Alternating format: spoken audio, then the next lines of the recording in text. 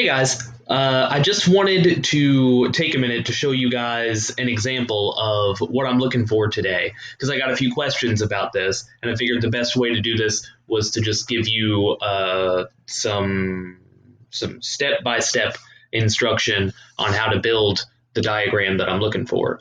Okay, so we are going to take the freshwater regions, all of the zones in a freshwater environment, and we're going to map them out on this diagram, this rough sketch that I have here. This up here is the surface of the water, and right here is the actual shoreline. We've got sort of this sloping shelf right here, and then some deeper water right there. This whole part right here, and I'll color it in a bit. This is all ground. This is all dirt and earth. This is our water. Okay, so first region that we'll talk about is the littoral region. I'm gonna color it in green. Littoral. This is the region that's closest to the shoreline. It gets the most sunlight out of any freshwater area, and because of that, you tend to see a lot of plant life growing in the littoral region. And because of that, I am going to draw some little seaweed things. This tends to be where things like crawfish hang out. Let's see if I can do a good crawfish.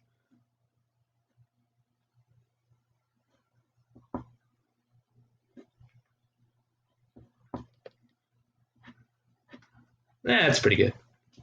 You don't have to have these little dudes or anything. If you want to just do the labels, that's perfectly fine. But this just helps, jazz it up a little bit. Gives it a little bit of pizzazz, a little bit of color. And then to differentiate this from the other regions, I'm going to shade it in green. Okay, so next we have the limnetic region, which is similar to the littoral region in that it's still very shallow. It's this whole region up here. This is our limnetic region.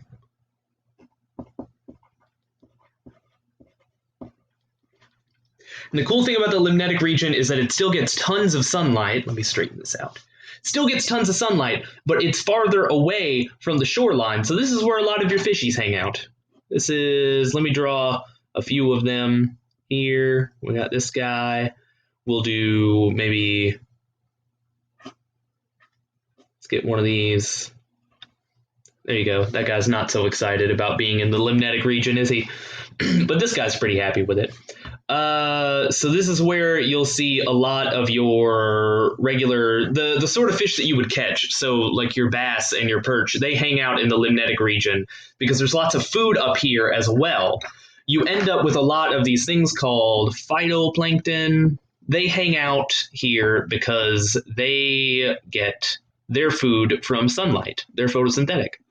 So photosynth.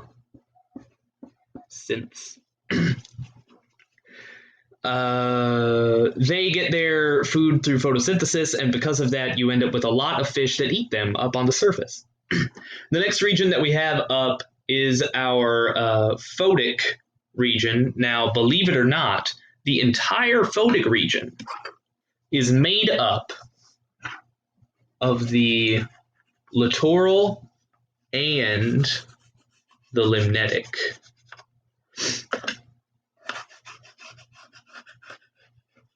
So I'm going to color right through that, so we got sort of a crossover of colors.